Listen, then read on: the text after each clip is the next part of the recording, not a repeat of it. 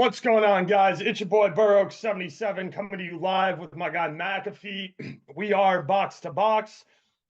We got a nice English and German slate for you. It is final match day of the season for those clubs. We're going to get right into it. Shout out to our sponsors, Gold Boys, Pickett, and Sleeper, for sponsoring the show and bringing this to you guys. They're great. Go check them out. Anyway, let's jump right into this. We got something going on in Germany that we haven't seen in over a decade. Dortmund is sitting above Bayern Munich and will finish the season as league champions with a draw at home here. What do you think, McAfee? I think they'll put 5 or 6 past Mainz and really celebrate. I mean, it's something that they just been really consistent this last 6 weeks or so. Part of the news, I guess, also is Bellingham's already, like, the deal is hush hush, but already done to Madrid. So we'll see if he gets to turn out one more time for Dortmund. But yeah, good for them. I mean, they basically picked up the ball and were there, and credit to them for keeping the pressure on. The dynamics financially in that league are extremely imbalanced and heavily stacked in Bayern's favor. So anytime a team can pop up here and knock them off, it's a pretty big achievement. So congrats to them. And now it looks like they'll cash in a little bit here, sell their crown jewel for 100 mil to your boys, and make room for another 17-year-old that we've never heard of to all of a sudden, like, they will then flip for 80 to 100 right. mil immediately again, because that's what the fuck Dortmund does.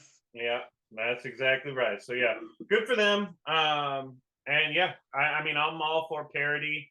The Bundesliga is pretty competitive. It's a fun league to watch. I think there is a lot of we've seen upward and downward mobility for a lot of these clubs outside of Bayern, of course, but like the fact that Union Berlin's on the verge of making Champions League from being down in Bundesliga 2, Bundesliga 3, maybe even. I can't remember back that far, but they were down there in the mud pretty significantly. Now they're fighting for a UCL spot.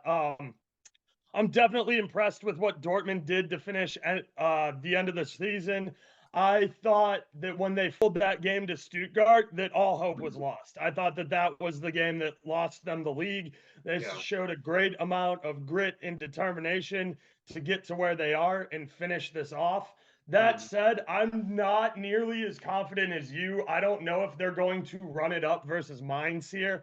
I think that because they're at home, they definitely have a massive advantage. Do it in front of the home fans, do it in front of the home crowd. But I think that there might be a little added pressure, a little nerves.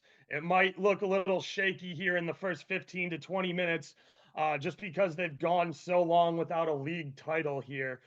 So massive credit to Dortmund.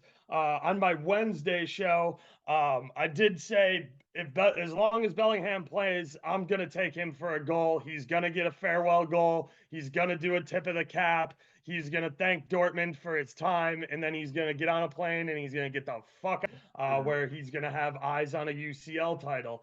I think it's going to be awesome. For those of you who think that Dortmund might fumble the bag here, because it is possible. If they lose and Bayern wins, they can still drop this trophy. It's going to be much more difficult because Bayern is on the road. They are a minus 335 favorite. I can't remember who they're playing off the top of my head. Let's see. No, it doesn't matter to me. They're at Cologne. Okay, they're at Cologne, who's been on a decent little stretch here, but they should be able to handle their business. Now, that said, I think it's a really good job, really nice finish here by Dortmund. Byron, I told you this the second you fired Nagelsmann. It was the dumbest thing you could have ever done.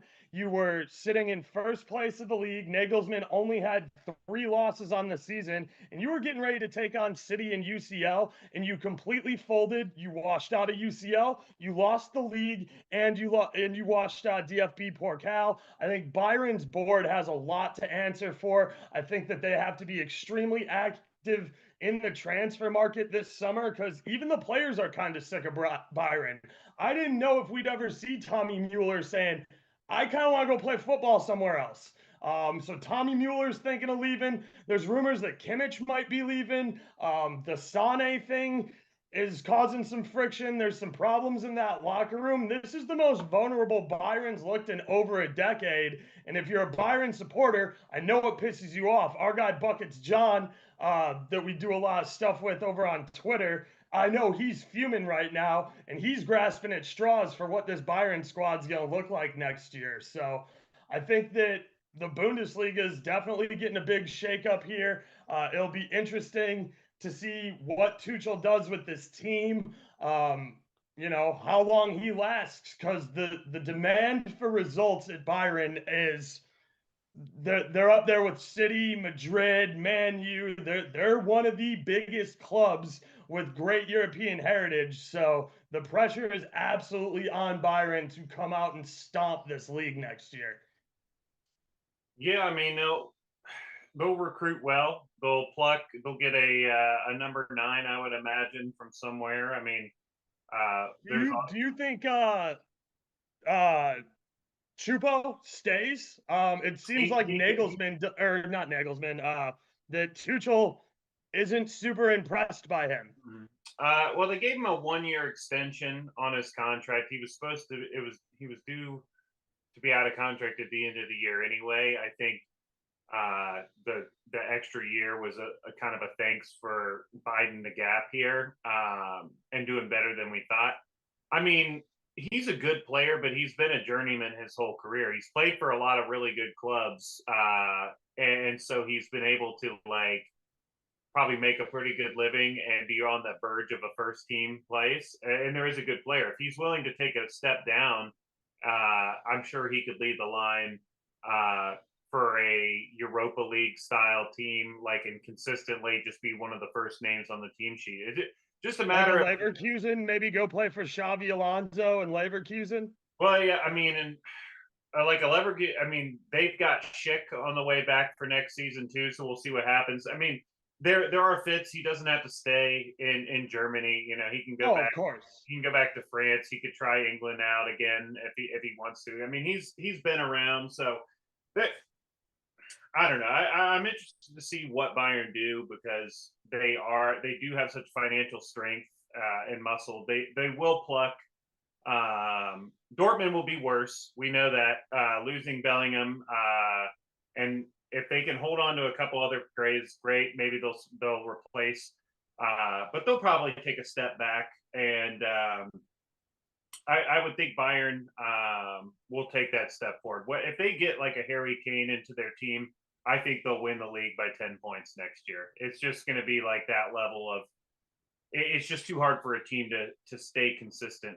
Leipzig will be worse, obviously, and Kunku is gone to Chelsea.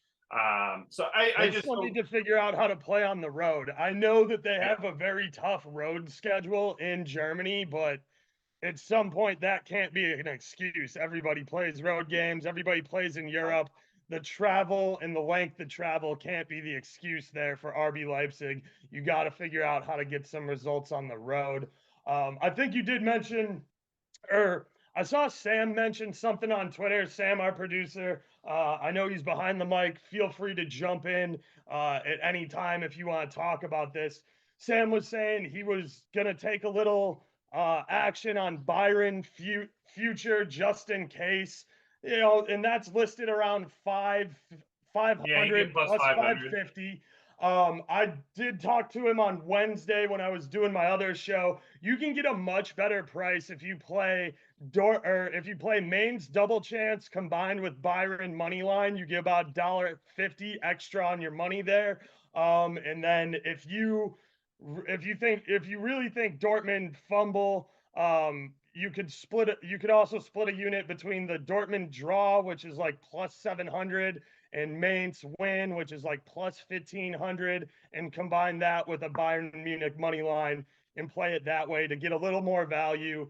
I did just want to highlight for the people listening in, don't be fooled by those futures markets. Find out how other ways Byron can win the league and make sure you're not shortchanging yourself, because $1.50 on your money from a 500 from a plus 500 to a plus 650 is a very significant amount and something that is worth your time to shop around for.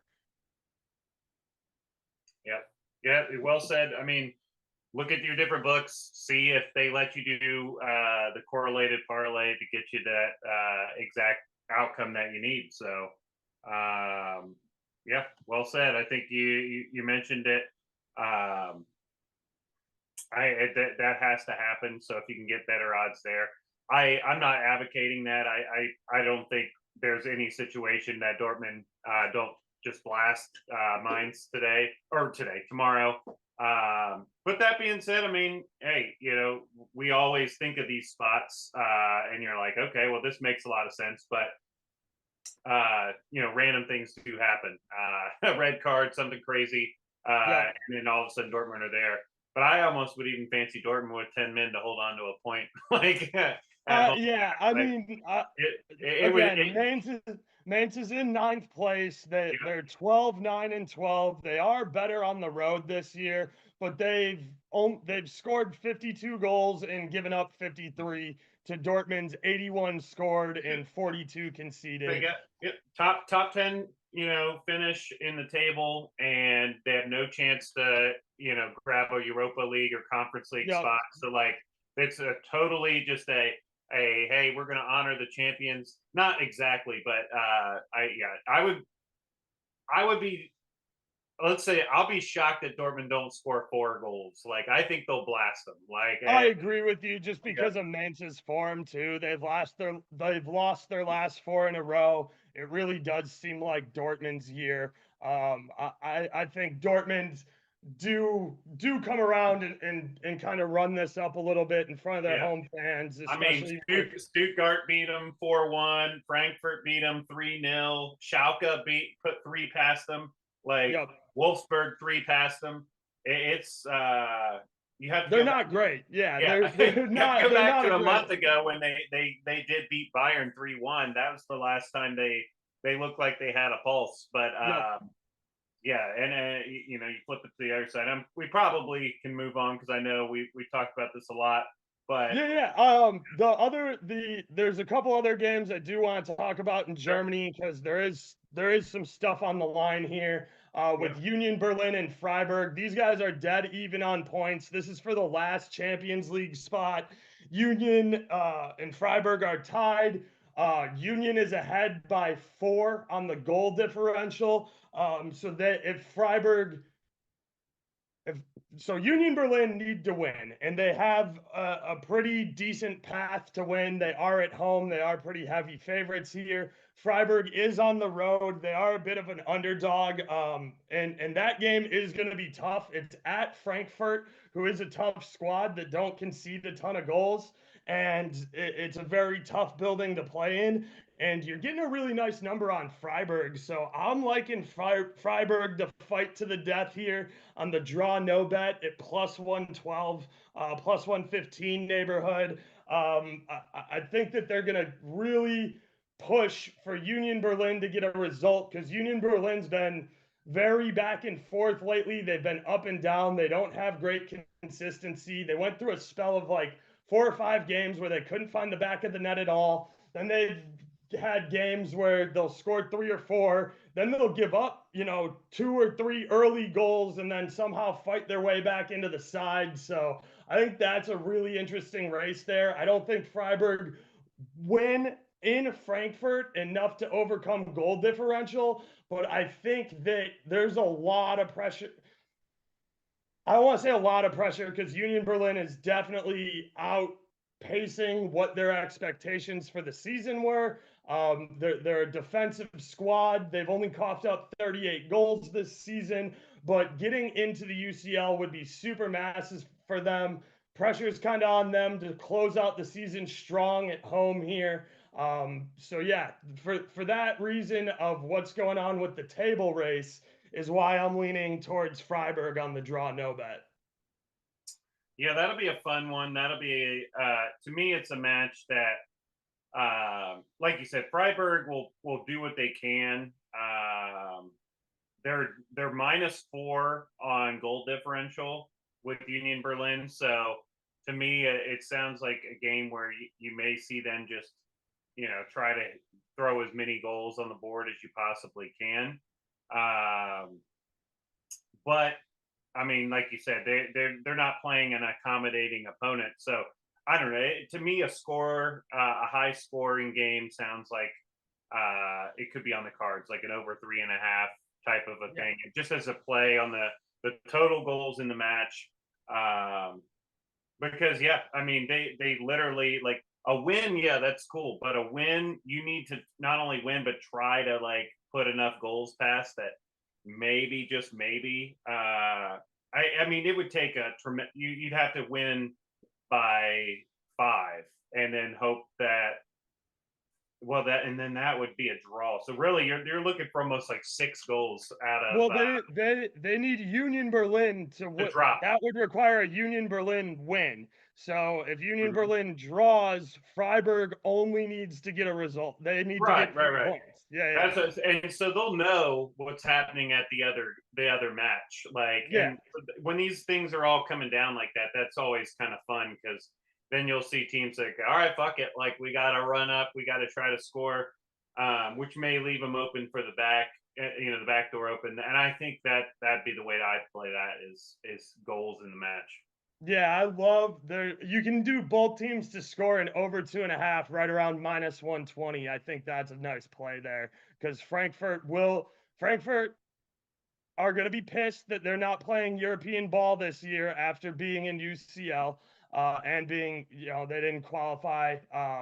So, I at home, Frankfurt will be up for this game. They will try and play spoiler. They don't want to give somebody European football when they're not in it. So I Yeah, think Frankfurt will. Kamada Kamada already signed for Dortmund. We mentioned that. So this is if he plays, that'll be his last game. If he doesn't play, that's a creative force out of their team. We mentioned who Bayern might be interested in. Like Kolomoani's been, mentioned as a target for them. I think they go higher than Kolomoani. I think he's a good player. But I think they're going to be shopping in a little bit of a higher bracket than him. But I guess we shall see. But yeah, I do think that could be a fun one that has some goals. And yeah, I watched Freiburg's last match. It was really cool seeing Peterson come in and get that goal at the end in front of the fans. Club legend that he is, got to sign off with a goal. He's retiring. Yeah. Yeah, that was pretty cool. Just wanted to mention that Oh, of because course. yeah, It's always nice seeing the farewell stuff like this time of year. We get stuff like that. And it presents a really good opportunity for live stuff if you know kind of these players and what's going on with their contract situations and all of that sort mhm. of stuff. So when you see an older guy like that who is a club legend subbing on, you can kind of guess that the team's going to do whatever they can to put the ball at his feet in a dangerous Mhm. position and give him an opportunity. Yeah. Well, Sam's got me thinking. He's saying he's talking with AC Milan, Kamada, that is. If he's not, the last I had heard that he's leaving on a free, and Dortmund had already agreed terms, but maybe that's changed now. Maybe Kamada's changed his mind. Maybe Dortmund changed their mind sometime recently. I'm not sure, but I thought that was all but decided. But anywho, Schalke, huge club. They might be going down, right? Is that the other one you want to talk about, Leipzig Schalke, or is that interesting at all to you? I mean, I think that one's interesting, mostly because let's see here. I know. Schalke currently is in the relegation spot. Mhm. So there's a lot going on there down at the bottom with Schalke, Bochum, Stuttgart, Yep. Augsburg, Hoffenheim. I think that it'll be, Hoffenheim's safe. I think they're good. I think yeah, it's but they play Stuttgart, who really would like a little bit more comfort because Bochum, they have Leverkusen, but it's at home. I definitely like Xavi. He's been struggling lately. They obviously were a little overextended with their European play. Their roster is just really thin without Schick there. I think they have a good team. I think they have a good manager. I think they're going to be really good next year, and I think that they're probably going to win this game because Leverkusen need to pick up some sort of points here with Wolfsburg right on their tail. And only a 1 goal lead on goal differential. So I think that it's just the bottom of the table there with Hoffenheim playing Stuttgart. I know it's less important for Hoffenheim. It's very important for Stuttgart, and then Augsburg's kind of floating in the middle there. I don't think Schalke will have what it takes to beat RB Leipzig in their building on the road. I know RB are secure; they don't have much to play for, but I'll be interested if Nkanku starts. I'm 100% taking him for a final farewell goal. Kid loves the bright lights. Really got his breakout going. And we really kind of discovered who he was playing in UCL for RB Leipzig and seeing that he could do what he could do on the biggest stage. And I think if he plays, he'll get a tip of the cap farewell goal.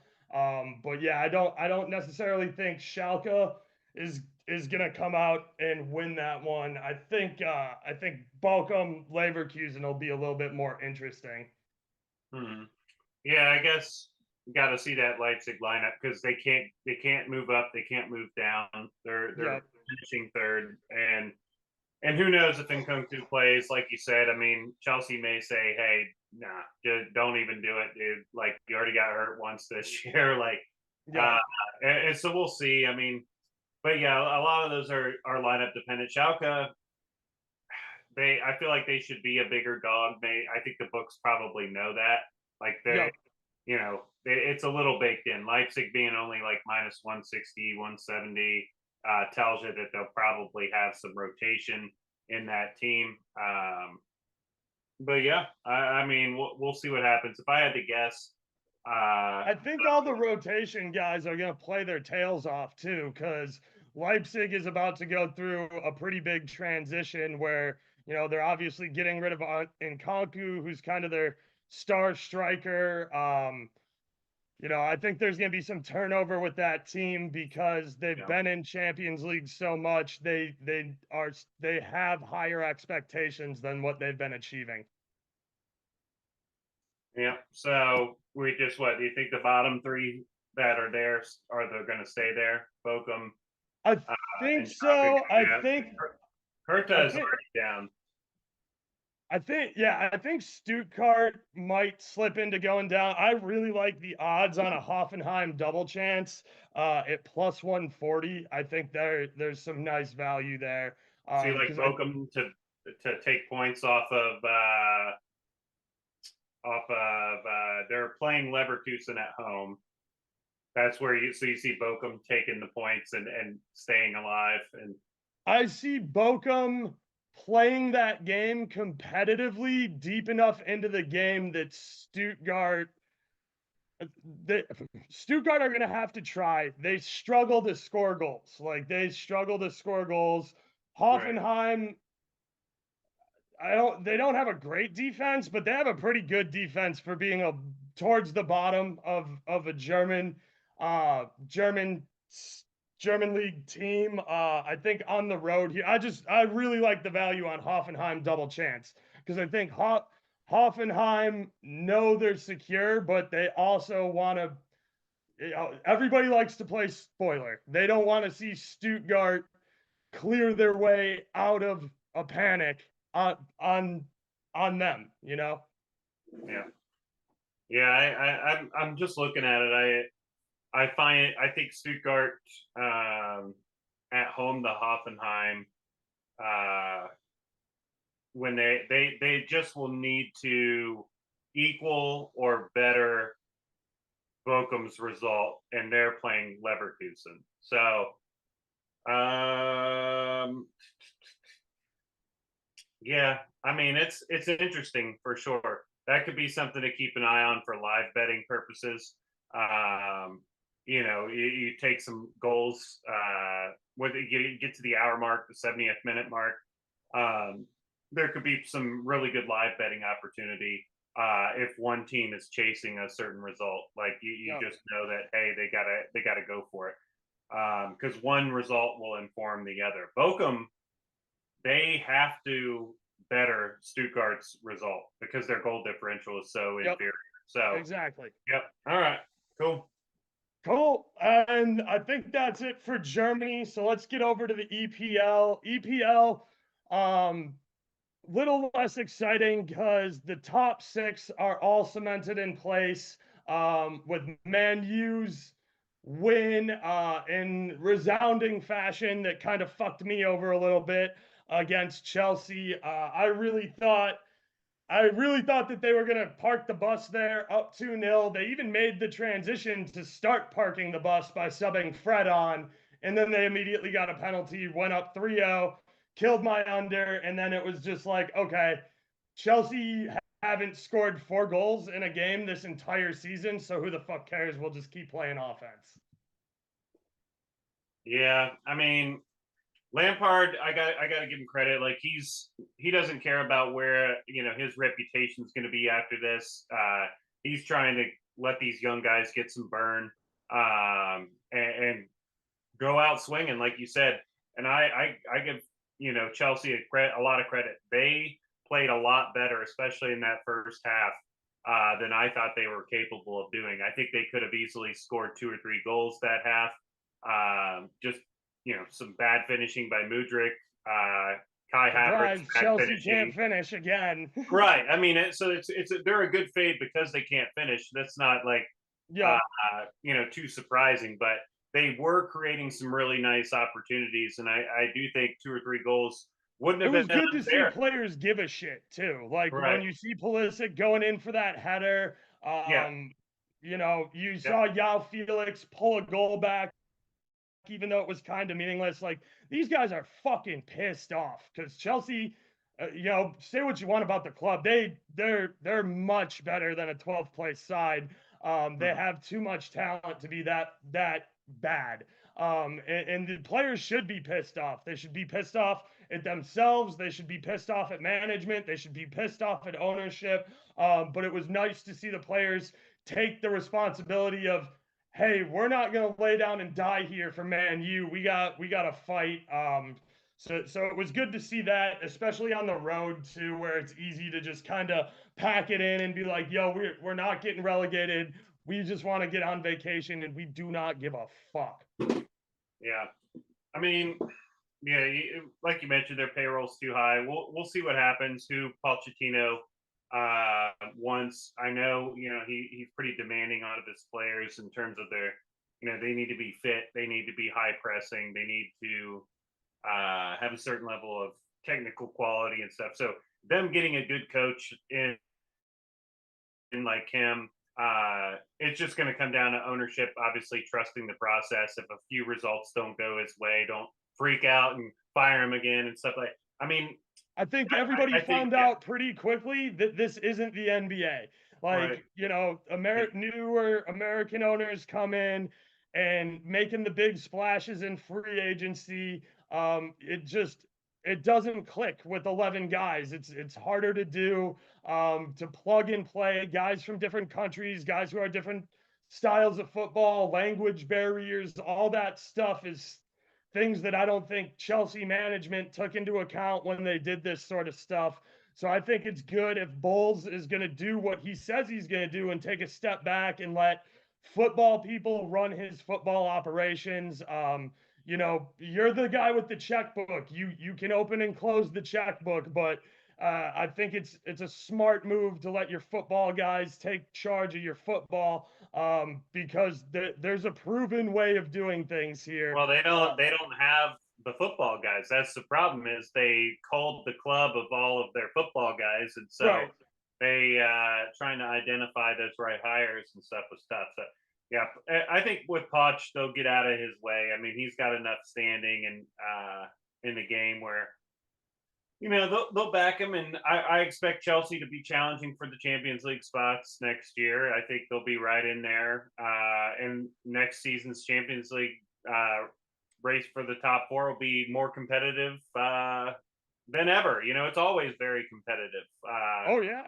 Even going back for the last 25, 30 years, Arsene Wenger was mocked by Mourinho for talking about how the top four is a trophy, but in reality, it is. The money is there. It's huge. You'll see it.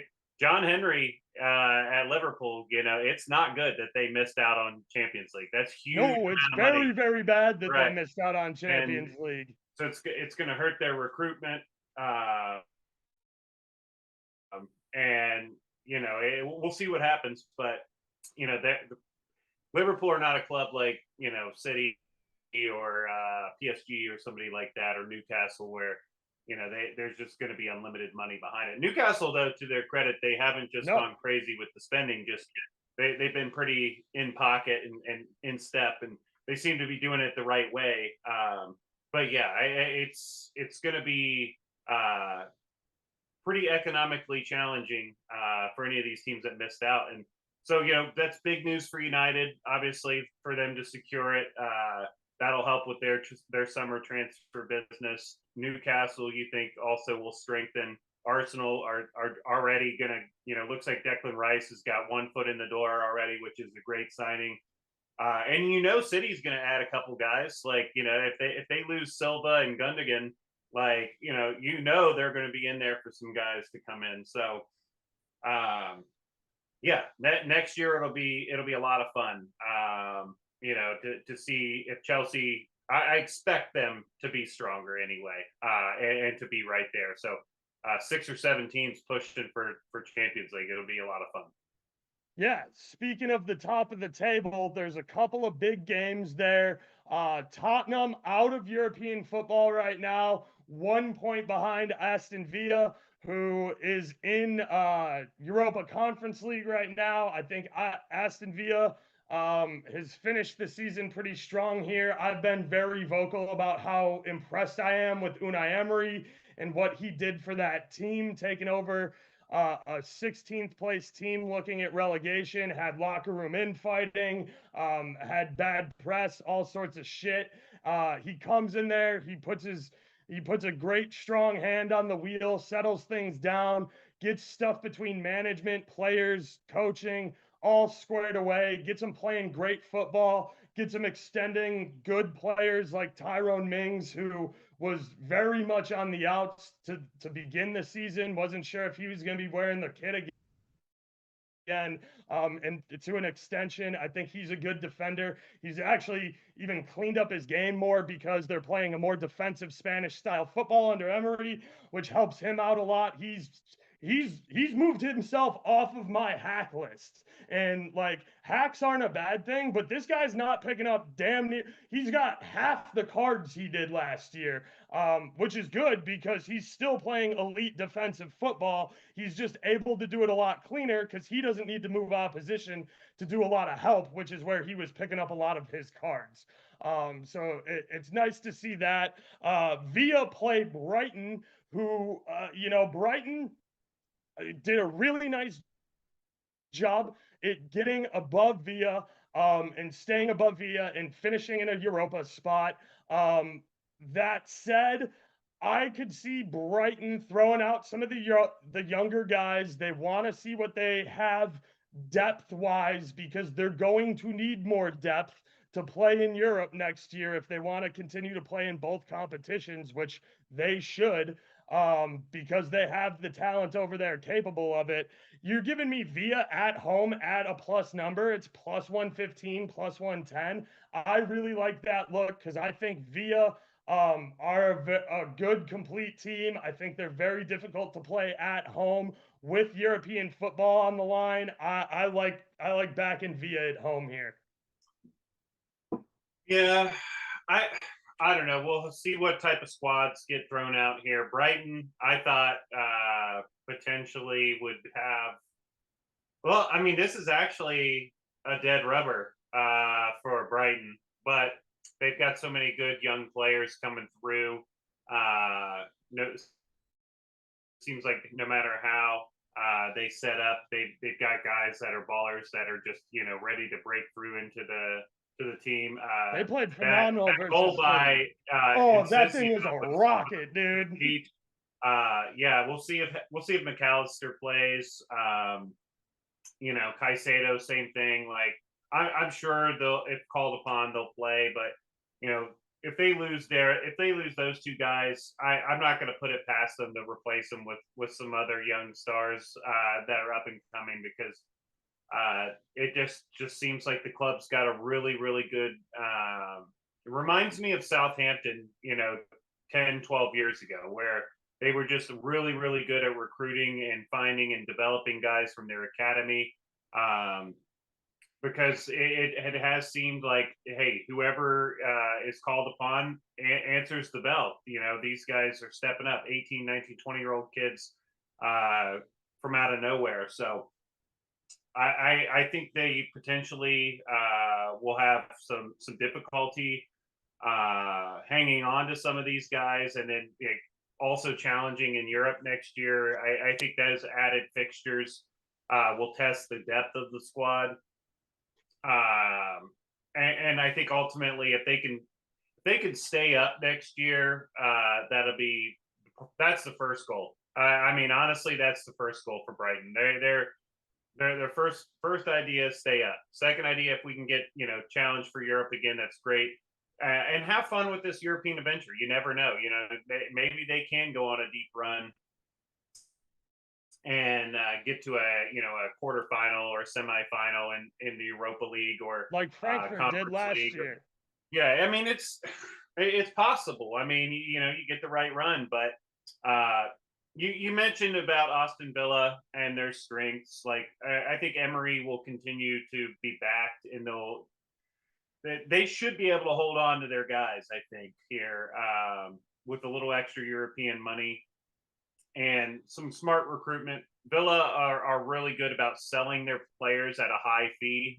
Yep. They usually get max value out of their players that do leave. So I'm not sure if Douglas Luiz. I know he was tempted by Arsenal last summer, but they gave him some improved terms and extension. Does somebody come in for an Ollie Watkins? Do they think he's ready for the next level? He's shown glimpses. I'm not sure he's ready to lead the line for a Champions League level club. I think Villa is the right level for him because he can start week in, week out. Tough one to call for me. I would lean Villa, just like you said, at home. I think for a match where Brighton doesn't need anything out of it, they're locked in. But Villa Yep. need to hold off Spurs Yep. for this. So they need to win here, and I think they'll probably be able to do it. But I don't know if I'm going to get on the track to get in front of Brighton. Like, it's just not something that sounds good. Like, there are better teams and better spots to fade. But this sounds like a good shot on target game for me. You'll have a lot of guys that are willing to take some pops, but wait to see that Brighton lineup. Yeah. Yeah, especially if you get a rotated side from Brighton. I like the shot on target angle for them there. I think that, yeah, I think Unai Emery at home, with the guys he's got, and the way this Austin Villa squad's been playing, and showing fight recently, I just really like them here at a plus number. You brought up Spurs. They play Leeds. Yep. They are away. Tottenham's a dumpster fire. They have to dump it's kind of a teardown project for them. They're on their 4th or 5th fucking coach this year. Harry Kane's probably gonna leave. That's gonna wait forever though. So don't expect Harry Kane to be one of the first people moved in the summer.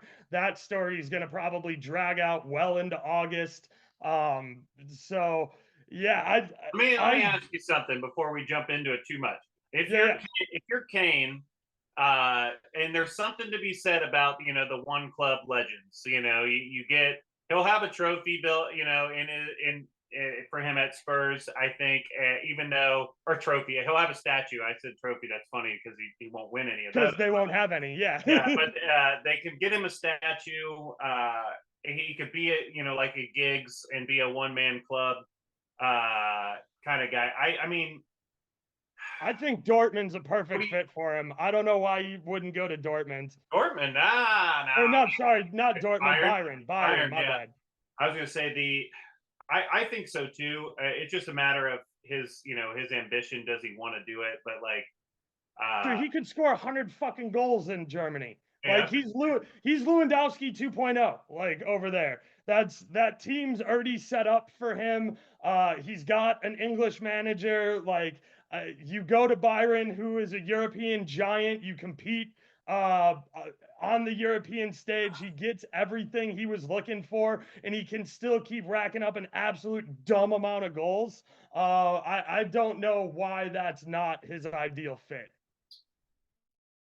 I mean, for some guys, it's a thing where like I don't know. I respect the person that can stay at a club their whole career. Like I do in any too, but I I don't think it's pretty respect cool, the way that Tottenham's been running their club. right? And So if I I'm would be like, well, you guys can't fucking get me into a competitive role, and I've given you 10 years of my fucking life. Fuck you, I'm done. well, yeah, I mean, it's got to be done more delicately than that. With obviously the fans, I think would understand if he left, but Oh yeah. he's I think they're surprised he's still there. well, he claims to love the club, and it's tough for me. I could see both sides of it. I think he'll leave for sporting reasons, like I to was gonna say, talent. because He can win trophies, yeah, and I don't think he can make it. I don't think he'll be playing peak competitive football by the time Tottenham are able to compete for top 4 in EPL again. well, yeah, I think yeah, it'll be interesting for sure. I think if they move on from Son and Kane, it'll be an end of their era there. But I do think if you're a Tottenham fan, you probably are as divided as kind of we are, where you're kind of on the fence of like you'd hate to see your best players go, but you also kind of understand like, hey, maybe it's time to try something new. You know what I Yep. mean? Like it was It's hard to there was commit to a rebuild. You guys know. right. You guys just you're on the Well, up end of we're it. seeing the fruits of Right. that. Yeah. You're seeing what happens when you stick with a manager through bad times, you spend money in a smart way, and you're like you guys did the rebuild. Like Yeah. Arsenal, you guys are finally seeing the fruits of a rebuild, and Well, and yeah, that's what it's Spurs gonna take. they had they like back when it was Modric was coming through and they had like Berbatov and they had a couple really good players. Rafael Van der Vaart was there and Robbie Keane and so like they had a lot of good players and that was the Harry Redknapp teams that were Champions League. They had to move on from a lot of that, and that allowed for guys like because Kane was buried on the depth chart there. He was like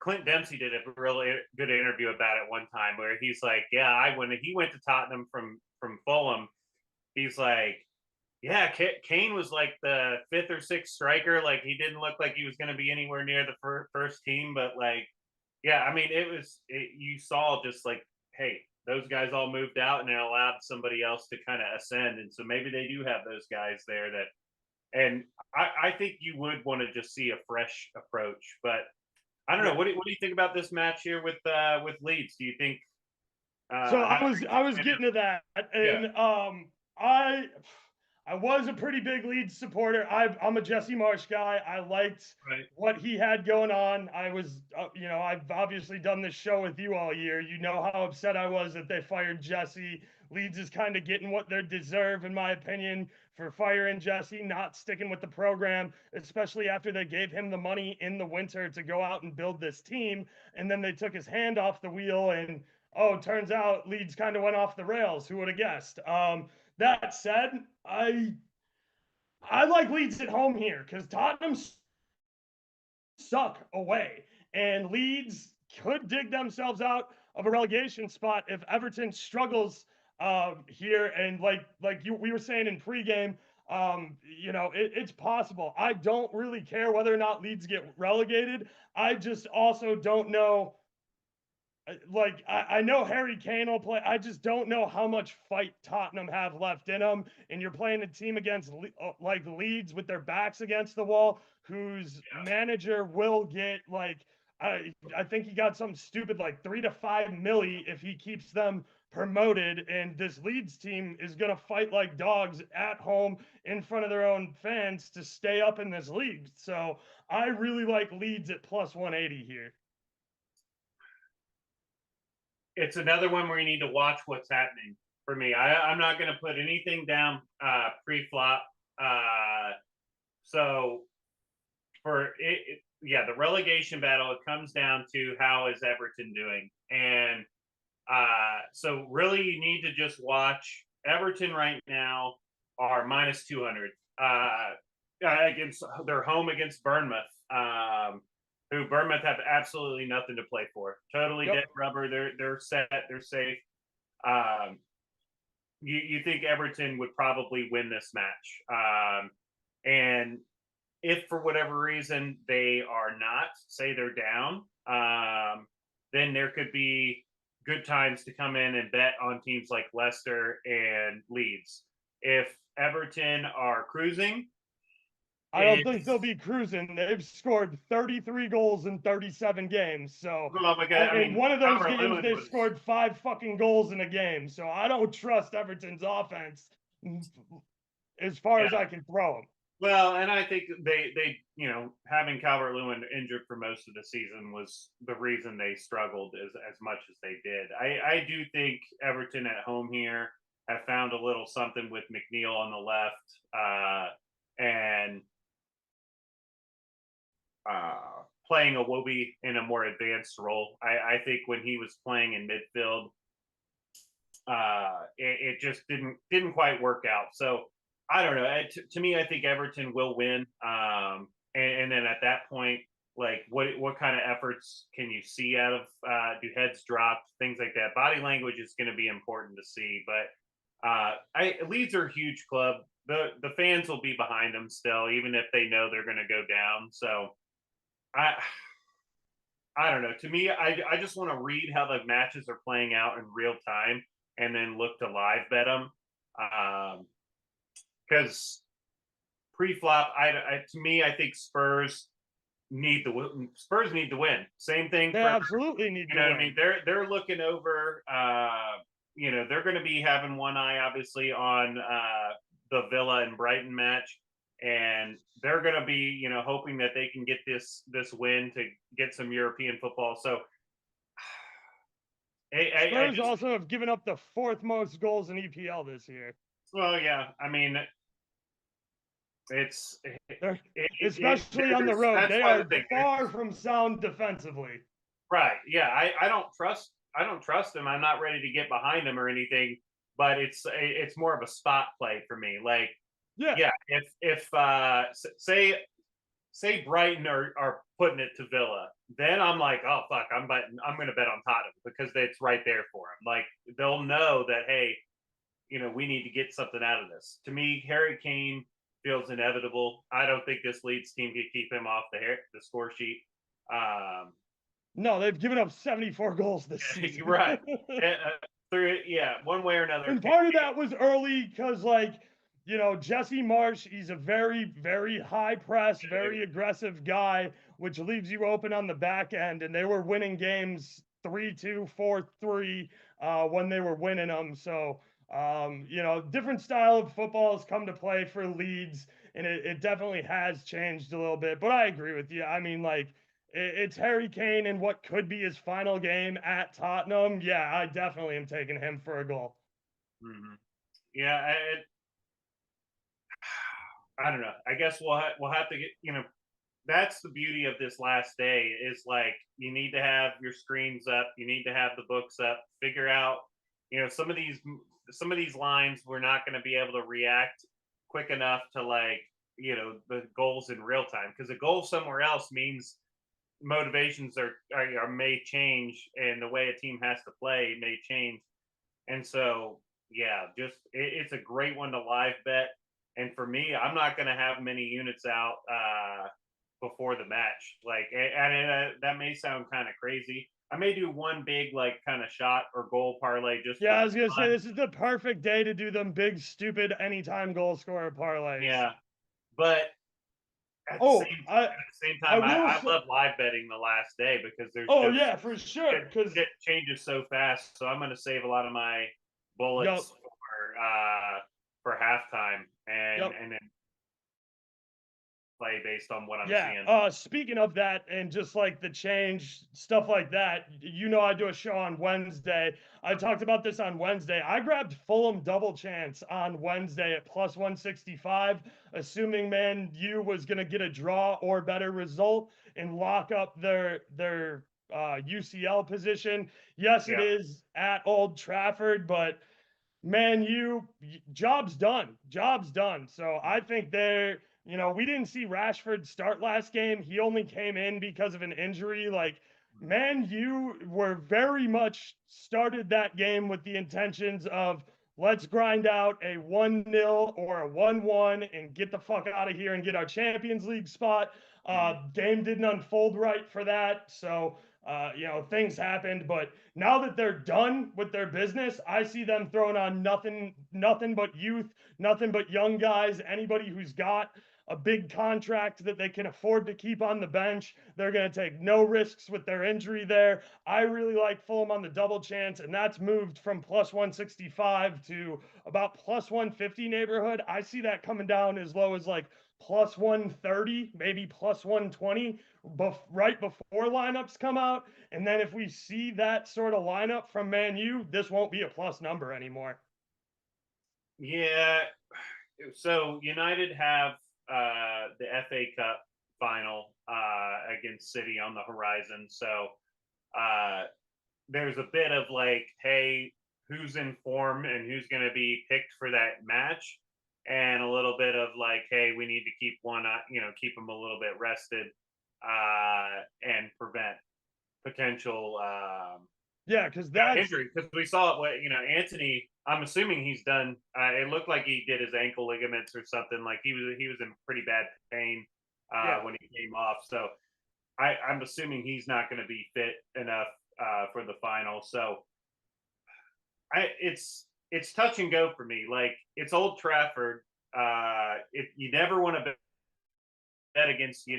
At least I don't. I don't want to bet against United at Old Trafford in under any circumstances, even if they have kind of a Want changed to say they team. haven't Well, lost like 28 in a row or something at Old Trafford. it's just right. They're just a wagon there. Now, if they totally change the team and like De Gea's not in net, Casemiro's not in midfield, and Bruno's not in attacking midfield, and Rashford's, then yeah, maybe. And Fulham are, you know, playing the full squad. I could see them going there and getting a result. But yeah, I don't know. It's tough. Like, again, it's the one where um, good one for I did it. shots, I did it I think. strictly. I did it strictly for the value. Because again, like I said, I played on Wednesday, kind of assuming Man U was going to handle their business versus Chelsea, and that the market was going to move in my favor, and it And did. And I Fulham are think locked into 10th. You know, like, you're right. I think the market, you'll get closing line value. It's like, but Fulham can't finish higher than 10th or lower than 10th, and I still think you're going to get more close. I think if you played now at plus 150 and Man U come out with a changed side 30 minutes before game time, you're going to get good cash out value or hedge value if you want to take United on the money line. So they play the final is Saturday after, like, so June 3rd is the FA Cup final. So they'll have 6 days between those. So yeah, I mean, I think United play a full strength team. If I had to guess, maybe for 45 minutes. yeah, maybe for an hour, 45 minutes, something like that, where they, then try to rotate it in. But I feel like you don't want to give yourself that much time between the two. So kind of what like Tep's doing, De Bruyne, you get the first half, and then we're gonna get you out of there, that type of stuff. Like maybe he does that with Bruno, and maybe he does it with Rashford and stuff. I don't know. It's a for me a total wait and see, but I understand wanting to capture a little CLV with Fulham, and maybe you can come back the other way, especially if they can grab a goal early, catch United cold a little bit, because Chelsea, they ripped them apart. Let's be honest. Like they ripped them apart in that first half. They created a bunch of good quality chances. Fulham had better forwards than Chelsea. So like, I don't expect Mitro to fluff a chance like. Fuck, how many fucking fluffers did Rashford? Dude, Rashford wasn't gonna score. And he choked that first shot. Then he got a nice clean step over with a tap in, but he completely blew 2 or 3 breakaways. And I get it. Like, I know we do a lot of gambling stuff, and like, I was really happy to see people hit their Rashford bet, but people who were flexing and pounding on their chest go, "Oh, that's fucking Rashford. He's fucking inevitable." No, he is not. Did you watch him play? He biffed 4 clean sitters. People, like you said, they like to have fun if that's the way they. Oh, of course, when you win a bet, it's great. I'm just saying that the Rashford Ballon d'Or talk I was hearing, that's all dead. I keep bringing that up to everybody I can find who's a United fan who said Rashford Ballon d'Or, Rashford Ballon d'Or. I'm like, let's wait for the whole season, because we've seen Rashford do this. He gets really hot and he looks really good. He said that and he wasn't trolling? Yeah.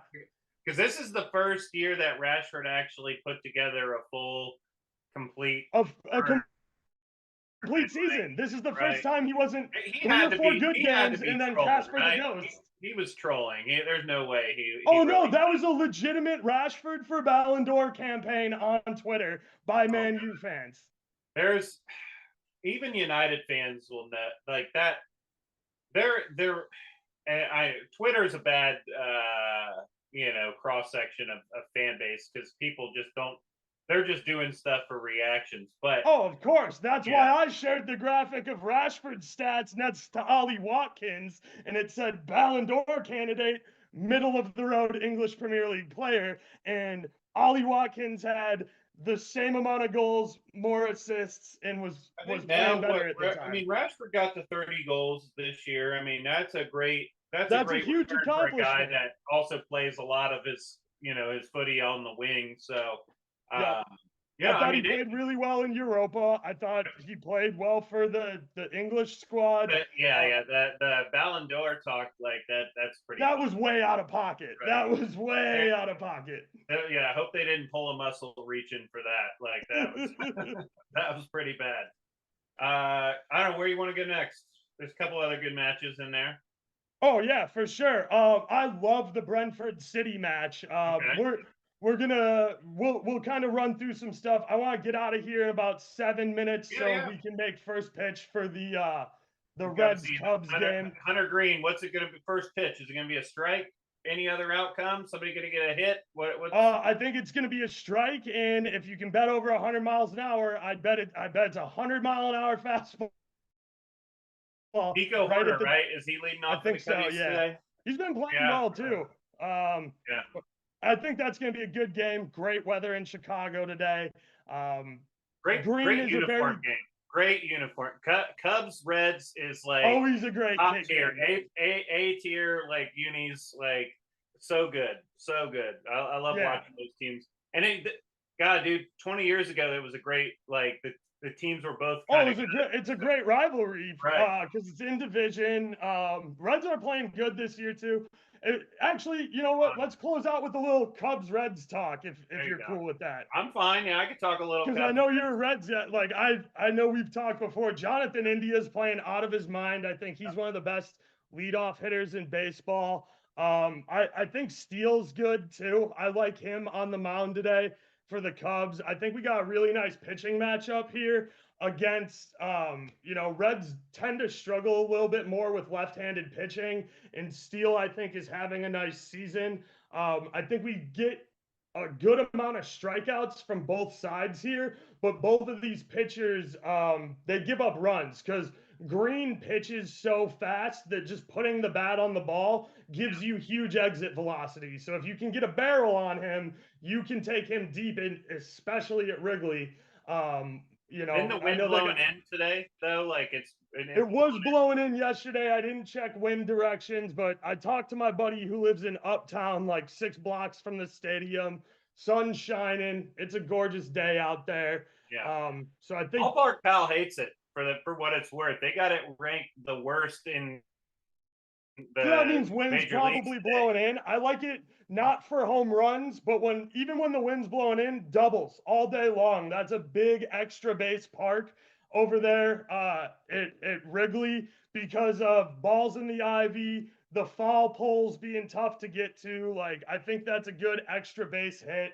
I like India for over his total bases. I like him for the run, the hit run RBI look too. I know he bats leadoff, so that you kind of bank on the run a little bit more than the RBI, just because sometimes the bottom of the order there. I think even today for the Reds, I think they're starting kind of a changed bottom of the order. Last time I looked at the lineup, but yeah, I think there's runs there. I think there's hits, there's doubles.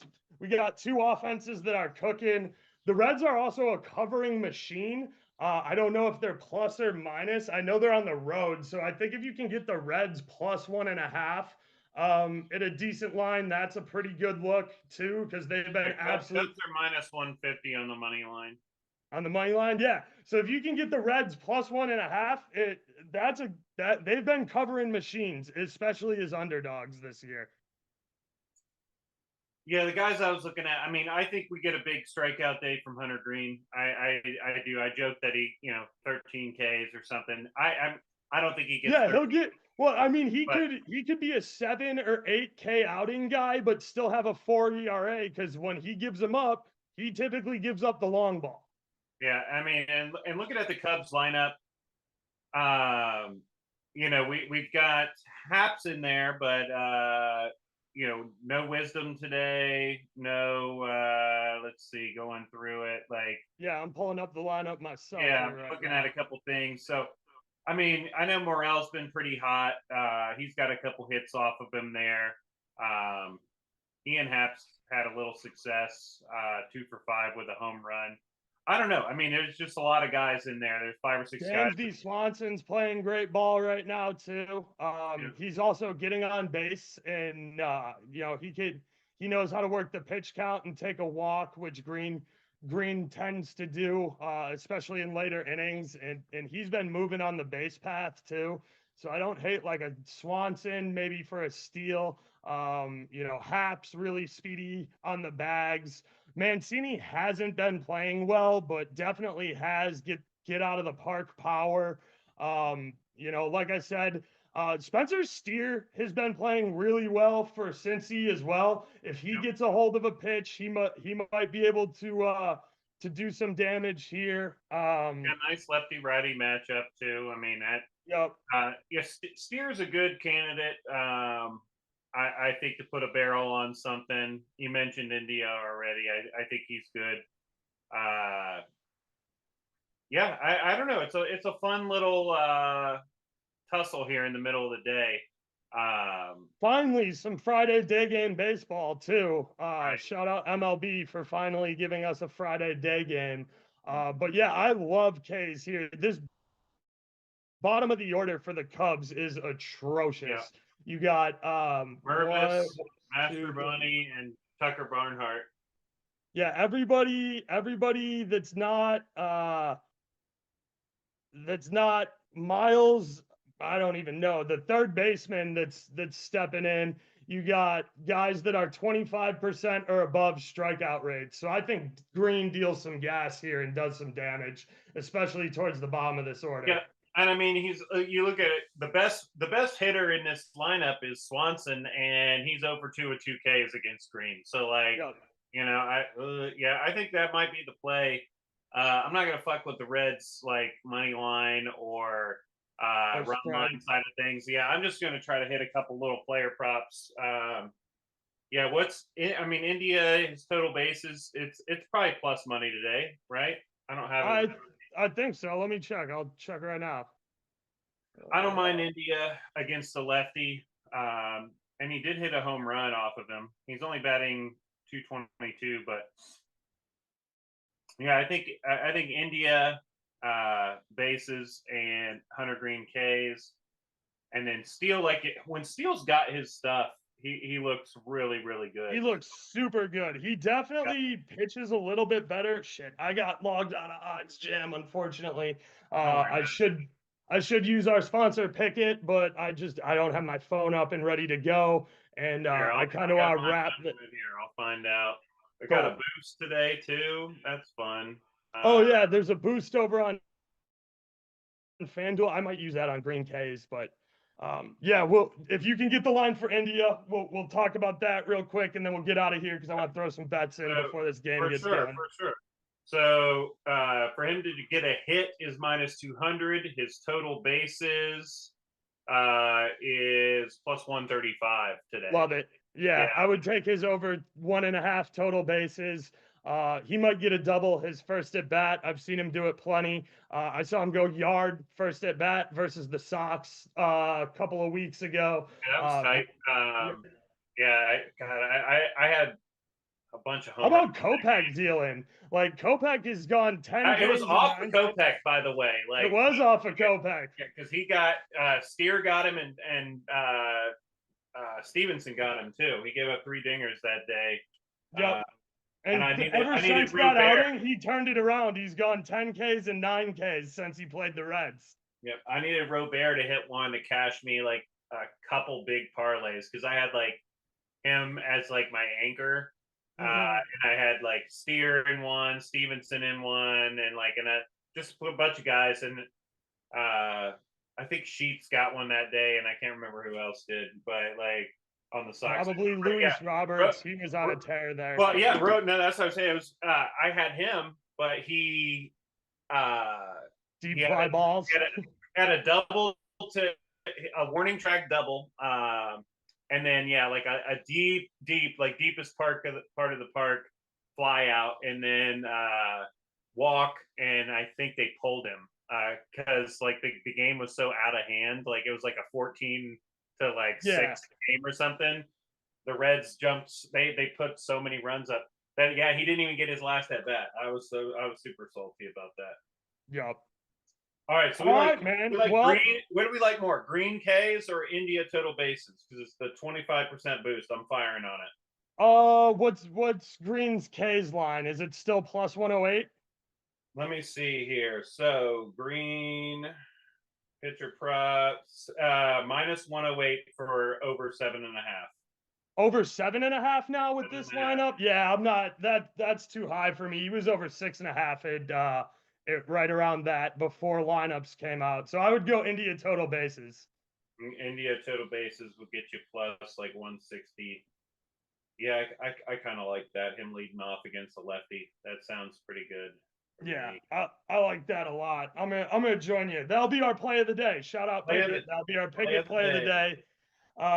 Thanks to our sponsors, Picket. Thanks to Gold Boys for hosting us. Thanks to Sleeper. I'm Burroaks77. That's my guy McAfee. You can follow us both on Twitter. We're both in Gold Boys. Shout out our producer Sam for hosting us. This has been Box to Box with a little baseball talk thrown in at the end. So appreciate you guys all for tuning in. We're gonna get out of here. Enjoy some day baseball. Looking forward to soccer this weekend. Yep. Enjoy your Memorial Day. Enjoy the long weekend. Get outside, touch some grass, have a barbecue, play some flag football, play some volleyball, play some baseball, do whatever. Just get out there and have some fun. Yep. I can get behind that message.